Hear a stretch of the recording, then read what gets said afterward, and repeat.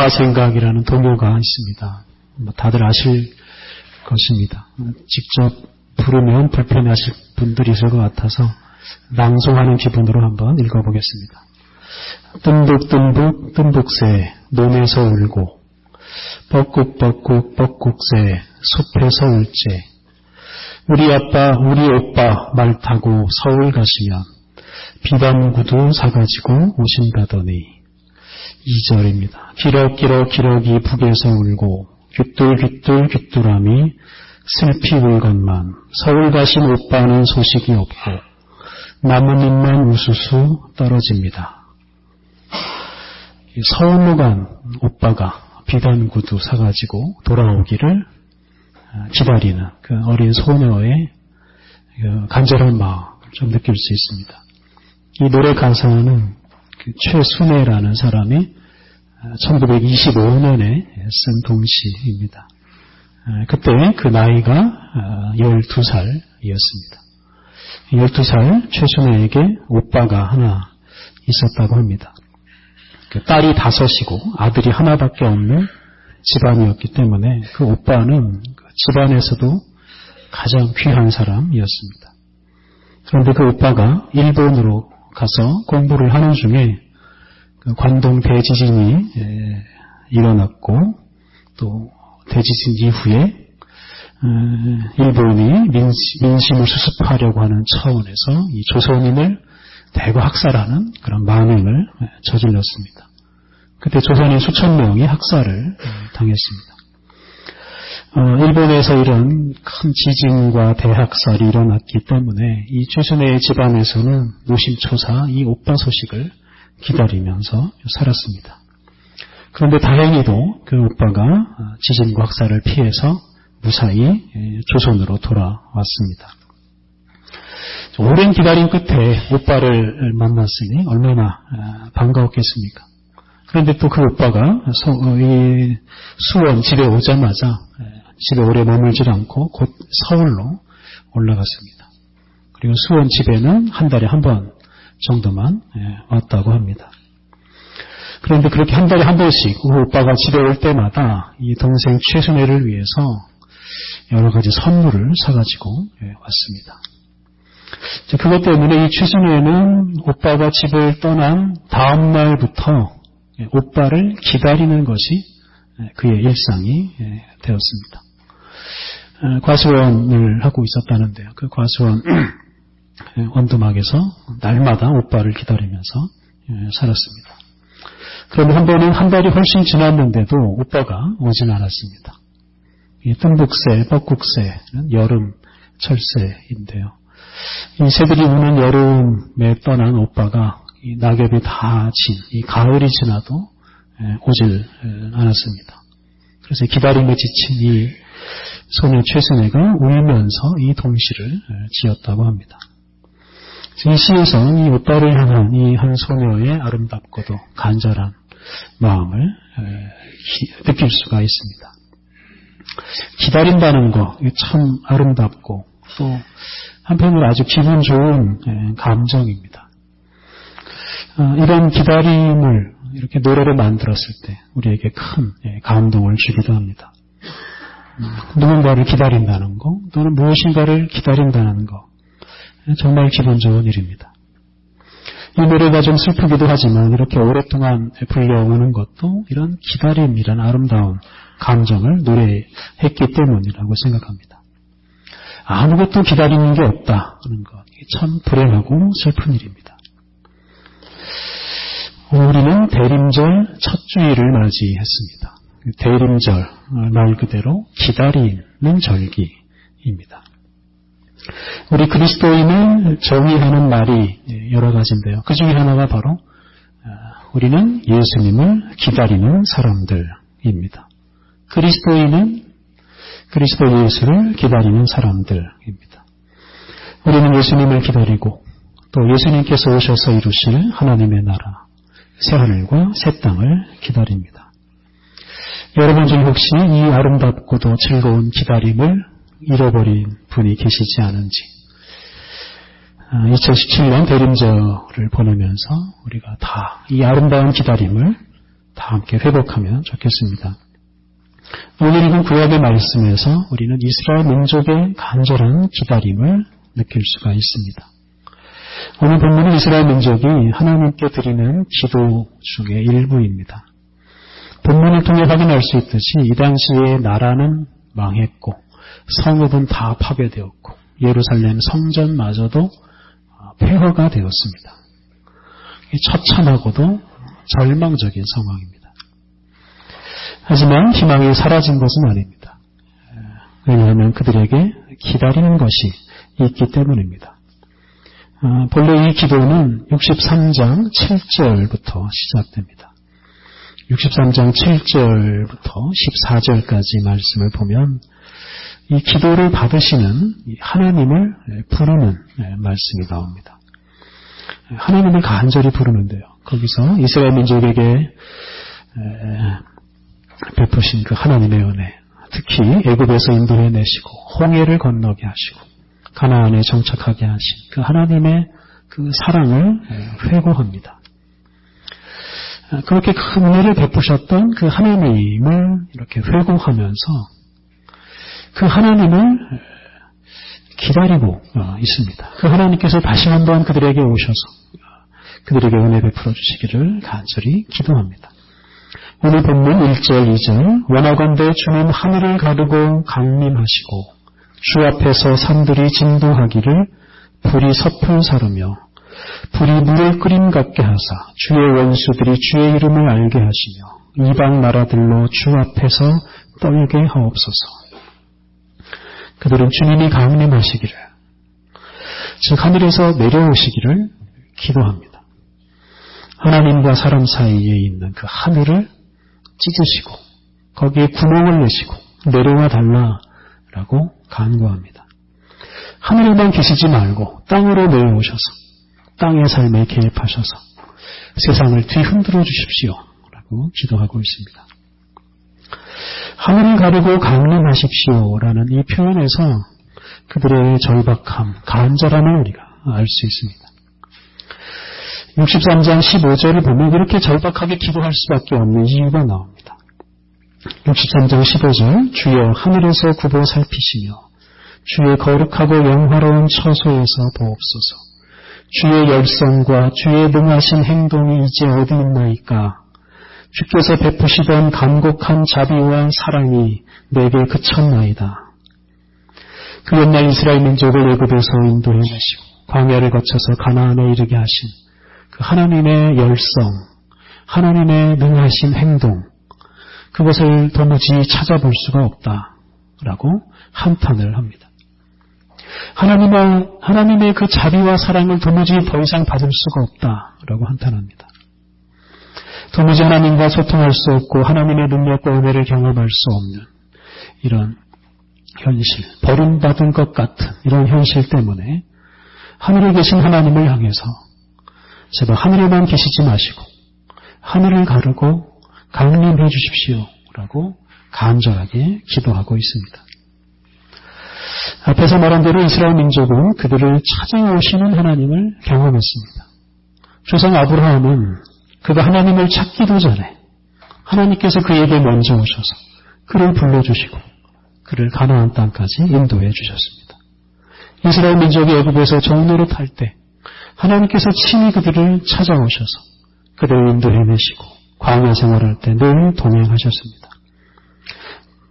그런데 그렇게 늘 찾아오시는 하나님, 그 하나님을 만날 수 없는 이런 현실이 닥치자 간절히 하나님께 기도하면서 하늘을 가르고 강림하시기를, 하늘에서 내려오시기를 기도하고 있습니다.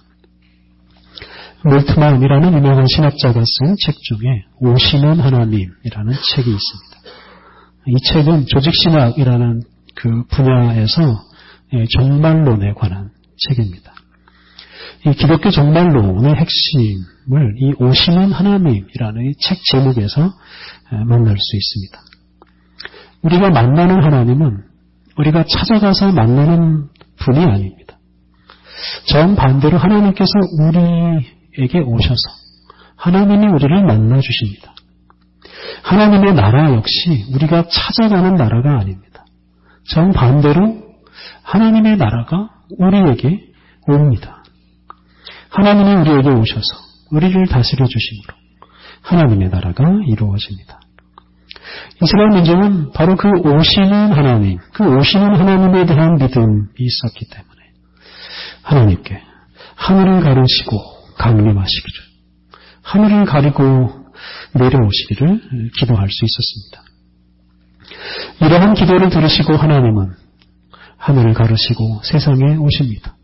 바사라는 페르시아라는 나라를 들어서 유다를 망하게 했던 그 바벨론을 망하게 하시고, 그리고 바벨론에서 포로 생활하던 이스라엘 민족을 다시 돌아오게 하시고 황폐한 예루살렘 성전을 재건하게 하셨습니다. 이렇게 강림하시는 하나님, 오시는 하나님이 바로 이스라엘 민족의 희망이었습니다. 또 그 하나님께서 이스라엘 민족의 삶을 새롭게 하셨습니다. 강림하시는 하나님, 오시는 하나님이 계시기 때문에 그들은 하나님을 기다릴 수 있었고 기도할 수 있었고 또 절망적인 현실에서 벗어날 수 있었습니다. 이 강림하시는 하나님, 오시는 하나님을 기다리며 기도하느냐 하는 것이 우리 인생에서 가장 소중한 일입니다. 강림하시는 하나님을 기다리며 기도하는 것을 오늘 봉독한 신약의 말씀에서는 깨어있으라라는 말씀으로 표현합니다. 강림하시는 하나님을 믿고 강림하시는 하나님을 기다리며 사는 것이 바로 깨어있는 삶입니다. 앞에서 말씀드린 대로 오늘은 대림절 첫 주일입니다. 오늘을 포함해서 앞으로 4번 대림절 주일을 맞이하는데요. 이 시기는 우리를 향해서 오시는 하나님을 묵상하고 또 기다리는 절기입니다. 이 절기는 우리가 강림하시는 하나님을 기다리는 사람인 것을 확인하고 이 기다리는 자세, 기다리는 마음을 회복하는 절기입니다. 우리가 모두 이 절기를 잘 보냄으로써 오시는 하나님을 향해서 늘 깨어있고 늘 오시는 하나님을 기다리는 사람이 되었으면 좋겠습니다. 오늘 봉독한 신약의 말씀은 예수님의 종말 설교 중 일부입니다. 이 종말, 이 세상의 끝날은 이 예수님의 재림과 관련이 있습니다. 예수님이 다시 오심으로 이 세상이 끝나고 하나님의 나라가 완성됩니다. 대림절이 올 때마다 이런 말씀을 드립니다. 예수님의 이 초림, 즉 성탄절 사건과 예수님의 재림, 이 둘을 잘 구분해야 합니다. 우리가 재림이라고 번역하는 이 헬라어 단어는 이제 파루시아입니다. 이 파루시아는 오심 또는 강림이라고 번역해야 맞습니다. 엄밀한 의미에서 보면 성경에 재림이라는 단어는 없습니다. 다만 성탄절에 오신 예수님과 구분하기 위해서 다시 오심, 재림 이런 말을 사용하는 것뿐입니다. 예수님의 첫 번째 오심은 예수님의 마국간 탄생, 베들레헴 마국간에서 탄생하신 것으로 시작해서 십자가에서 죽으시는 것으로 끝납니다. 마국간 탄생에서 십자가에서 죽으시는 것이 바로 예수님의 첫 번째 오심 사건입니다. 그리고 예수님의 두 번째 오심, 즉 이 파루시아는 예수님의 부활에서 시작됩니다. 그리고 이 세상의 심판과 완성으로 끝이 납니다. 부활하신 예수님은 마국간에서 태어나신 그 예수님과는 같으면서도 다른 분입니다. 부활 이후에 예수님은 새로운 모습으로 제자들을 찾아가십니다. 또 우리를 찾아오십니다. 영화로운 몸을 입으시고 온 세상을 다스리시는 분으로서 제자들을 만나주셨고 또 오늘 우리들을 만나주십니다. 이것이 바로 파루시아, 강림의 시작입니다. 그리고 부활하신 예수님께서 모든 사람에게 일시에 나타나심으로 이 파루시아가, 이 강림이 완성됩니다. 그날에는 예수님을 믿는 사람들뿐만 아니라 믿지 않는 사람들까지도 예수님을 만나고 보게 될 것입니다. 그날이 바로 오늘 본문에서 말하는 큰 권능과 영광으로 오시는 날입니다. 우리는 재림의 완화의 두 가지를 마음에 새겨야 합니다. 첫째는 예수님의 이 재림은 결코 암울한 날이 아닙니다. 그날은 모든 것이 완성되고 모든 것이 이루어지는 즐거운 날입니다. 물론 죄로 물든 세상은 다 망하고 다 무너지지만 그것으로 끝이 아닙니다. 구원하시는 하나님께서 오심으로 모든 것이 아름답게 완성됩니다. 하나님께서 온 천지 만물을 아름답게 완성하심으로 하나님의 나라가 완성됩니다. 암울한 세상이 환하게 변합니다. 그렇기 때문에 우리는 이 날을 즐거운 마음으로 기다릴 수 있습니다. 둘째로 예수님의 재림은 어떤 특정 미래에 이루어지는 게 아닙니다. 앞에서 말씀드린 대로 예수님의 이 재림, 파루시아는 예수님의 부활로 이미 시작이 되었습니다. 부활하신 예수님이 지금 우리들과 함께 하십니다. 파루시아, 즉 예수님의 이 재림은 문법적으로 말하면 미래형이 아니고 현재 진행형입니다. 예수님은 우리 현실 속으로 지금 계속해서 들어오시고 있습니다. 미래 어느 시점에 우리를 향해 출발하시는 게 아니고 지금 예수님이 우리에게 오시고 있습니다. 사람의 몸을 입고 인간의 고통과 죽음 속으로 오신 그 예수님께서 부활하신 이후에는 한가롭게 하늘 어딘가에 앉아 계시다가 마지막이나 돼서야 사람들을 처벌하러 오시는 게 아닙니다. 부활하신 예수님은 제자들을 비롯해서 많은 사람들을 만나셨습니다. 의심하는 사도 도마를 만나셔서 확신을 주셨고 교회를 박해하던 사도 바울을 만나셔서 그의 인생을 변화시켰습니다. 그것처럼 이 땅에 오신 예수님은 부활하신 이후에도 계속해서 사람들을 찾아가시고 만나십니다. 예수님, 즉 이 땅에 오신 하나님께서 지금도 우리를 찾아오시고 만나주시고 그리고 언젠가는 세상 모든 사람들이 함께 그 하나님을 보게 될 것입니다. 오늘 본문은 이렇게 우리에게 오시는 하나님을 만나기 위해서 항상 깨어있으라고 권면합니다. 오시는 하나님, 오시는 예수님을 향해서 깨어있는 것이 우리 그리스도인들의 사명입니다. 우리가 깨어서 오늘 우리들에게, 오늘 우리 현실 속으로 오시는 그 하나님을 만나고 또 그 하나님의 이름으로 암울한 현실 속에서 절망하는 사람들에게 하나님이 오신다, 예수님이 오신다 라는 이런 희망을 외치는 것이 바로 우리들의 사명입니다. 오시는 하나님을 기다리지 않고 잠을 자는 사람들 속에서 하나님이 오시고 있다, 하나님이 지금 여기에 계시다 라고 외치는 것이 바로 우리들의 사명입니다. 사랑하는 성도 여러분, 여러분은 요즘 무엇을 기다리고 계십니까? 무엇을 위해서 기도하고 계십니까? 올해 성탄절 예배당 장식이 바뀌었습니다. 여러분 보시기 오른쪽에 그동안 원형으로 되어 있던 장식이 나무로 변신했습니다. 저 작품을 만드느라고 여러 성도님들이 여러 날을 합숙하다시피 했습니다. 제가 바느질을 못해서 참여하지 못한 게 참 아쉬웠습니다. 저 작품을 만드는 과정에서 품었을 그 예수님에 대한 기다림, 성탄에 대한 기다림을 느껴보고 싶었는데 그러지 못해서 참 아쉽습니다. 뭔가 마음이 피곤해도 기다리는 것이 있으면 그 기다림이 주는 위로와 소망 때문에 그 피곤함을 이겨낼 수 있습니다. 그런데 하나님께서 우리에게 예수님을 기다리라는 사명을, 깨어있으라는 사명을 주셨습니다. 이것처럼 감사한 일이 어디 있겠습니까? 이 땅에 강림하시는 하나님, 예수님을 기다리고 또 선포하는 일, 이것처럼 즐거운 일이 어디 있겠습니까? 참으로 즐거운 일뿐만 아니라 이 암울한 세상에 희망을 주는 일입니다. 성도 여러분, 기다림의 계절에 무엇보다 먼저 기다림을 회복하십시오. 우리를 위해서 강림하시는 하나님을, 예수님을 기다리며 사십시오. 우리를 향해 오시는 하나님이 우리 안에 들어오셔서 우리 안에서 일으키실 그 변화와 우리 안에서 일으키실 그 구원의 사건을 기다리면서 살아가십시오. 다른 데서는 마음을 빼앗기지 말고 깨어서 지금 우리를 향해서 오시는 그 하나님을 만나고 또 하나님께서 일으키시는 구원의 사건을 경험하고 또 그것을 세상의 알림으로 세상에 희망을 주는 대림절을 보내시기 바랍니다.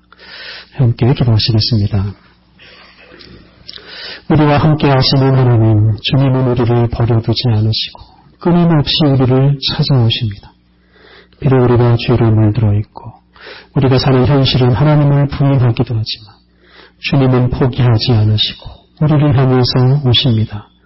하나님, 우리가 항상 깨어서 우리의 삶을 새롭게 하시며 하나님 나라를 완성하시는 주님을 즐거운 마음으로 기다리며 살게 하옵소서. 이 세상에 오시는 주님을 목격하고 구원하시는 주님의 뜻을 세상에 전파하게 하옵소서. 주님 오심으로 이 세상과 우리의 삶이 변화되고 완성되오니 이 믿음과 소망을 잃지 않고 날마다 주님 오심을 전파하며 살게 하옵소서.